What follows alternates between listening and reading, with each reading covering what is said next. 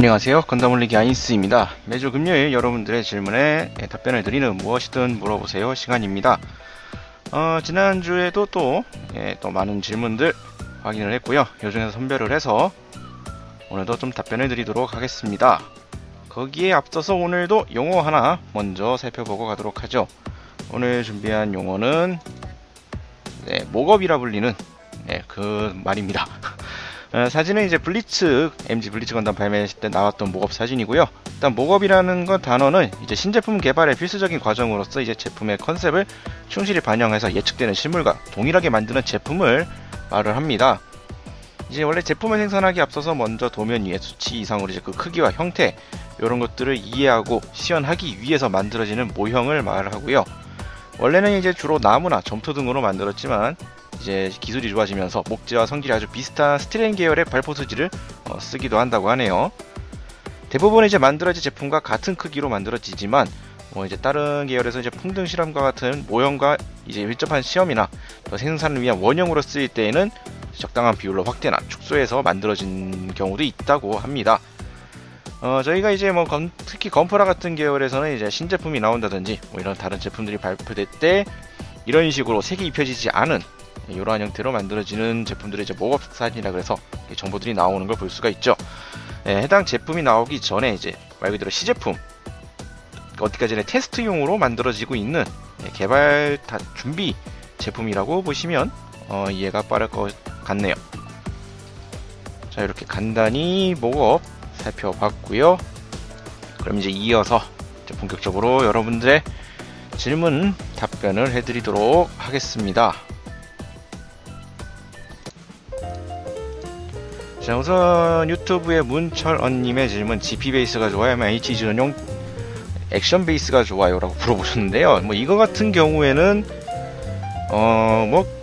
어느 쪽이 좋다라고 단정 지을 수는 없을 것 같고요. 일단 두 제품에 대한 장점과 단점이 명확하게 조금씩 나뉘기 때문에 그런 걸 좀 본다고 한다면, 일단 GP 베이스 같은 경우에는 일단 액션 베이스에 비해서 아래쪽에 이제 비드 파이터즈 느낌을 살릴 수 있는 저 GP 베이스 안에 특수 이미지라 그래야 될까요? 저 이미지에 맞춰서 자기 이제 연출을 할 수가 있는 그런 공간이 또 제공이 된다라는 점을 들 수가 있겠고, 대신 이제 일반 액션 베이스 같은 경우에는 그러한 연출적인 효과는 없지만 다른 베이스들과 함께 연동해서 연결을 해서 장식을 할 수 있다라는 또 장점이 있을 것 같고요. 가동되는 각도 조절이 가능하다는 요소는 둘 다 동일하고, 위에 조인트에 따라서 여러가지 제품 등도 적용할 수 있다라는 점도 동일하고요. 이렇기 때문에 어느 한쪽이 더 좋다라고 말하기엔 어려울 것 같고, 사용하시는 분의 취향 맞춰서 둘 중에 선택해서 쓰시면 될 것 같습니다. 다음 유튜브의 윤준영님의 질문, 먹선 그리닝의 설명서에 있나요? 라고 하셨고, PG 레드 프레임의 도색이 필요한가? 그리고 데칼이 설명서에 어디에 나와 있느냐? 라는 질문을 해주셨습니다. 먹선 그리는 거에 대한 설명이라, 이거 같은 경우에는 이제 먹선 같은 경우에는 딱히 안내가 없었는데요. 최근은 아니구나, 좀 시기가 됐지만, 빌드머니 같은 경우에 이제 이런 원포인트 테크닉을 통해서 먹선 넣기를 해보자는 중에서 이렇게 안내가 나오기도 했습니다만, 특별하게 요령을 가르쳐 준다거나 이런 것들은 별로 없고요. 일반적인 매뉴얼 등에서는 이렇게 먹선을 넣어서 디테일을 높이자 이런 식의 안내가 주로 되어 있었죠. 그렇기 때문에 먹선에 관해서는 저희가 올린 영상이나 다른 데서 찾아서 직접 또 연습을 해보시고 하면서 실력을 늘리시는 게 더 좋을 것 같고요. PG 레드 프레임에 도색이 필요한가요? 라고 하셨는데, 일단 PG급까지 가면은 도색 없이도 부품 자체의 파츠 분할로서 색 분할이 거의 완벽하게 이루어집니다. 이제 여기에 굳이 이제 다른 색깔의 컬러를 입히시고 싶을 경우에 도색을 많이 하시고요. MG급 이상만 가더라도 굳이 도색을 따로 안 하셔도 될 정도로 색 분할이 잘 되어 있다라는 점, 제가 말씀드린 요소는 요 정도일 것 같고요. 데칼도 물어보셨는데, 데칼 붙이는 것 같은 경우에 이제 보통 일반적인 매뉴얼 MG급을 비유로 뜨자면, MG급 같은 경우에 이제 마지막 부분, 이제 실과 데칼 부분들이 이런 식으로 어디에 뭘 붙이라는 식으로 이렇게 다 표시가 나와 있습니다. 마지막 페이지에요. 다 설명서에 나와 있으니까 보고 그대로 붙여주시면 되겠습니다. 다음 유튜브의 김머웅님의 질문, 아도 사가는 어쩌다가 오른쪽 손목을 다쳤나요? 그리고 더블에서 많은 장비와 부품 공급받게 되는데 돈은 어디서 나오며 대형 장비는 어디서 만들어 오느냐? 일단 아도 사과에 관해서 부상 이후 관해서는 네, 뭐 열심히 찾아봤습니다만 언제 어떻게 왜 다쳤는지에 대한 명확한 정보는 없더라고요. 예, 극 중에서 보여줬던 뉘앙스를 보면은 꽤 오래전에 다친 모양으로 보입니다만 예, 정확히 어떻게 다쳤고 왜 다쳤는지에 관해서 정확하게 명시된 내용이 없었습니다. 예, 제가 못 찾은 걸 수도 있겠지만 일단 제가 찾아본 바에는 나오지 않았다라는 거 이렇게 말씀드릴 수 있을 것 같고요. 다음에 더블오에 관해서 장비 같은 거를 이제 어디서 지원받고 하느냐 뭐 이런 거에 관해서는 일단 1기 기준으로 솔레스타빙 같은 경우에 이제 1기 때는 뭐 왕류밍이나 알리안드로 코너 같은 게 스폰서로서 이제 자금 지원을 해줬었고요. 또 그때 이제 감시자들이 있었기 때문에 그들이 또 활동 자금들을 지원했다고 합니다. 그리고 뭐 장비 같은 경우에는 극중 묘사를 본다면 이제 우주에 있던 이 라고랑즈 3에 있는 기지에서 제작이 되는 것으로 보여지고요. 여기에서 이제 오라이저가 개발이 됐던 것을 보면은 예, 커다란 뭐 변기 같은 경우는 이런 요곳에서 만들어지지 않았을까 라고 생각이 됩니다. 다음 유튜브의 임정민님의 질문, 건담 빌드 파이터즈 OVA가 자세히 뭐냐라고 물어보셨는데 일단 뭐 설명에 앞서서 간단한 참고상으로 OVA는 이제 오리지널 비디오 애니메이션의 약자로서 TV 방영이나 극장 상영 등을 하지 않고 비디오나 이제 DVD 등 이런 매체로 판매된 애니메이션을 말을 하는데요. 이제 빌드 파이터즈가 트라이가 끝이 나고 이제 OVA 후속편은 이제 OVA 제작 이야기가 나왔습니다. 빌드 파이터즈도 그렇고 후속작이 이제 빌드 파이터즈 트라이와 함께 이제 OVA가 한 편씩 제작이 된다고 하고요. 본작인 이제 빌드 파이터즈 시점에 다루는 작품 하나, 그리고 후속작인 건담 빌드 파이터즈 트라이 시점에 다루는 작품 하나씩. 각각 그냥 이제 감독이 빌드 파이터즈는 나가사키 켄지 감독이 맡고 빌드 트라이 같은 경우에는 와타다 신야가 맡아서 제작을 하게 된다라는 정보만 나와 있을 뿐 무슨 내용을 다룬다, 어떻게 나눈다, 언제 나온다 아직 명확한 정보는 없습니다. 네, 그래서 OVA에 대한 설명 간단히 덧붙여서 알려드렸고요.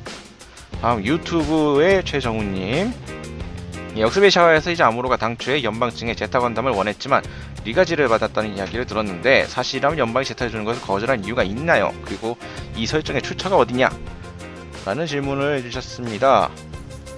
요거에 관해서 찾아봤는데 왜 리가지를 받았느냐, 왜 제타를 주지 않았느냐, 요거에 관해서는 명확한 내용을 찾지는 못했습니다. 근데 뭐 개인적인 생각을 말씀드리자면 일단 제타 건담 같은 경우에는 이제 복잡한 가변 기구 때문에 낮은 정비성과 높은 코스트가 요구되는 기체입니다. 이게 어떻게 보면 좀 문제가 많은 기체라고도 볼 수가 있기 때문에 이러한 여러가지 부담되는 요소 때문에 지급을 거부했지 않았을까라는 하나의 가능성을 말씀을 드리겠고요.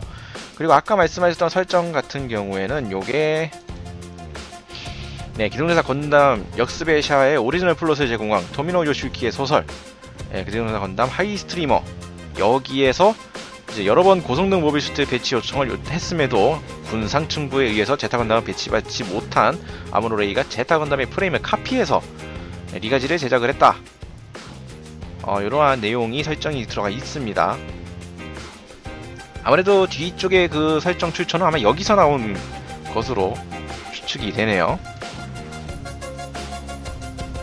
다음 유튜브에서 범준님의 질문, 극장판에서 엘스와 대화에 성공한 후 솔레상 비행은 어떻게 됐느냐, 그리고 이노베이터와 이노베이터의 차이, 여기에 이제 또 이어서 뭐 유사 태양로는 누가 어디서 어떻게 만들었느냐, 그리고 배에다가 왜 정부가 사용하고 있느냐 극장판에서 뭐 이런 질문들을 연달아 해주셨습니다. 또 하나하나 차례차례 살펴보도록 하면은 일단 솔레사이빙 같은 경우에는 이 엘스 사태 이후에 이제 표면에서 활동한 톨레미 승무원의 경우 보유한 건담 3기 중 3기를 잃었고 중계 거점이자 전투함이었던 프톨레마이오스의 지연 드라이브 시스템이 파괴가 됐고 중파하는 길 피해를 입었고 음지에서 활약 중이었던 페르시테 같은 경우에는 당시 아리오스 아스칼론이 파괴된 상태로 피해가 막심했는데요. 이게 외전으로 넘어가서 기동대사 건담 WI-2314를 보면은 엘스 전쟁 이후에도 몇 년 동안 솔레사이빙과 건담의 활동이 있었다고 합니다. 이때 무력 개입의 사유는 신인류의 이노베이터가 전쟁의 도구로 사용되는 것을 저지하기 위함이었다고 거론이 됐고요. 극장판 소설의 에필로그에서는 지속적인 무력 개입을 실시했다는 것이 언급이 된다고 합니다. 읽어보지 않아가지고 정확히 내용은 모르겠습니다만 찾은 정보에 의하면 이렇게 되어 있고요. 극장판 시점에서 종료된 후 이제 30년이 지난 시점에서는 솔레스 다이빙의 건담 마이스터 정보와 이제 운용했던 건담의 정보는 베다와 단발령 이노베이터 등의 활동으로 어느 정도 알려졌다고 합니다. 또 엘스와의 최종전을 라이브로 본 사람들과 이 거대한 꽃으로 기여했던 엘스에 대한 해명을 하다 보니 결과적으로 다 모든 것은 솔레스 다이빙이 한 거라는 결론이 난 듯하다고 하네요. 이후에 이제 인류의 이노베이터가 가속화됨에 따라 그들의 행보를 주목받게 되고 결국 톨레미 승무원의 지휘관이었던 스메라기리 로리에가의 이름을 딴 우주선까지 등장을 하죠. 이 외에도 오리지널 태양로 제작 기술이 공개돼서 대량은 아니지만 어느 정도 생산이 되고 유사 태양로와 진행 콘덴서가 같이 사용이 되는 등 각종 기술이 막 퍼져나가고 막 유출이 되고 나오고 막 퍼져나갑니다. 이러한 상황이 되기 때문에 왜 이제 정부가 그걸 배달을 쓰고 있었느냐, 여기 이제 새로운 감시자의 결성 그리고 이유리아 계획의 복구에 성공한 베다가 이제 말이 살짝 꼬였는데요. 잠시 질문이 살짝 꼬였는데 거기 이상에서 이제 새로운 감시자의 결성 그리고 이오리아 계획 복구에 성공했던 베다로 인해서 베다가 결국 사실상 그 세계의 이제 뒷면 우두머리가 되는 이러한 전개가 계속된다고 하고요. 결과적으로 이제 왜 정부가 쓰고 있었냐는 질문에 답변을 드리자면 약화된 이제 솔레스 다이빙의 재건 그리고 새로운 감시자와 관리자 체계를 구축하기 위해서 지구 연방 정부에 협력하는 관계가 됩니다. 그렇다고 해서 갖고 있던 걸 모든 걸 까발려지는 건 아니고요. 사용할 수 있는 권한의 제한을 뒀고 솔레스 다이빙에 관련된 핵심 정보들은 유출되지 않게 비밀리에 또 통제를 하고 있었다라는 내용이 있습니다. 그리고 이제 이노베이터와 이제 이노베이드의 차이라고 질문하셨던 부분은, 일단 이노베이드는 인류 속에서 이제 이노베이터를 탄생시키기 위해서 인위적으로 만들어진 존재라고 보시면 되겠고요. 이노베이터는 내양자파를 기존 인류보다 더 능숙하게 이용할 수 있는 특징을 가진 인류로서 정신적으로나 유체적으로나 좀 더 진화된 인류라 이렇게 생각을 하시면 되겠습니다. 그리고 유사태양로에 관해서 또 질문을 해주셨는데 요것도 이어서 답변을 드리자면 원래 태양로 제작에 관련된 모든 데이터는 파괴되었어야 했지만 그에 대한 데이터가 남아있던 퍼플 하루가 남아있었긴 이런 일이 있어서 이제 사고로 파괴된 에우로파를 탐사했던 탐사대 이 코너 1쪽 이제 퍼플 하루를 발견함으로써 그 일부 자료가 유출이 됩니다. 태양로 제작법을 이제 안드레안드로 코너가 퍼플 하루에서 알아내갖고 만든 것이 유사 태양로고요. 그는 이제 이 기술을 유니온, AU, 인형련에 제공을 하고 유사 태양로 30기랑 이제 징크스 30기를 이제 각 세력에 지원하는 이러한 내용으로 전개가 됐죠. 결론만 말씀드리면 알레안드로 코너가 만들었다. 태양로 제작 기술을 빼내서 만들었다라고 보시면 되겠습니다. 다음 유튜브의 제이케빈님, 가변하는 건담 중에 손을 빼는 건담들은 실제로 극중에서 손들이 어디로 가나요? 라고 하셨는데, 일단 가변 중에 손을 뺀다라고 하시는 거 보면은 일단 HG급이나 SD 등급을 말씀하신다고 생각을 예상이 됩니다만, 실제 기체에서는 손을 빼거나 하진 않습니다. HG나 SD급의 건프라에서는 이 스케일의 문제 때문에 그 손을 수납할 수 있는 기믹이나 이런 것들이 나오지 어렵기 때문에 부득이하게 손을 제거하는 형태가 되는 거고요. MG급만 넘어가더라도 대부분 이제 손을 자체적으로 수납을 하는 그러한 기믹들이 존재를 합니다. 프라모델에 한정돼서 그렇게 되는 것 뿐이고요. 실제로는 다 자체 기믹을 통해서 내부로 수납을 한다거나 때에 따라서 그냥 수납하지도 않고 그냥 내놓고 있는 경우도 종종 있습니다. 이렇게 설명드릴 수가 있을 것 같고요.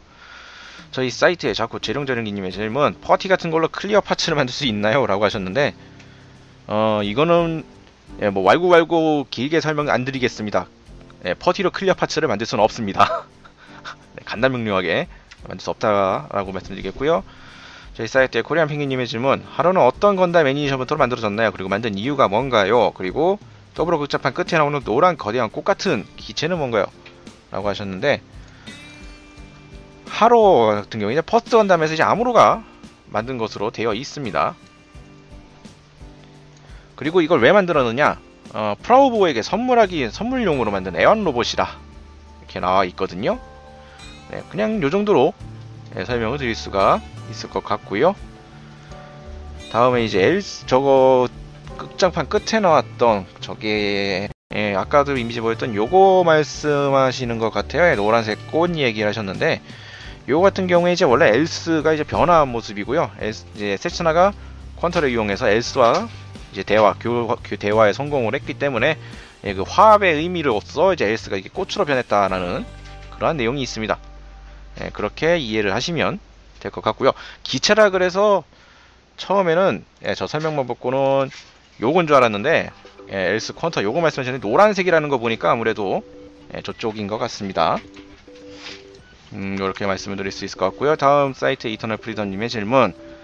시드 데스티니에서 야킨드의 전쟁 이후 핵을 사용하는 것이 조약을 통해서 금지시켜서 자프트가 듀투리언 성전 시스템을 개발한 걸로 아는데 프리덤은 뭔가요? 라고 질문을 주셨는데요. 어떻게 보면 반칙이죠 요거. 일단 원래 야킨드에서 파괴됐던 프리덤을 수리해서 키라가 이제 지하 대피소에 봉인을 시켜놨습니다. 이거에 관해서 이제 별다른 언급은 없어요. 아무리 찾아봐도 이거에 대해서 뭐 조약에 관한 뭐 침해 사유나 이런 거에 대한 언급은 따로 없는데 아무래도 비밀리에 수거를 했기 때문에 그리고 봉인했다라는 의미에서 보면은 원래는 쓸 목적이 아니었다. 비상시가 아니면 쓸 이유가 없었기 때문에 그냥 숨겨놓는 그러한 개념으로 이해를 하시면 될 것 같고요.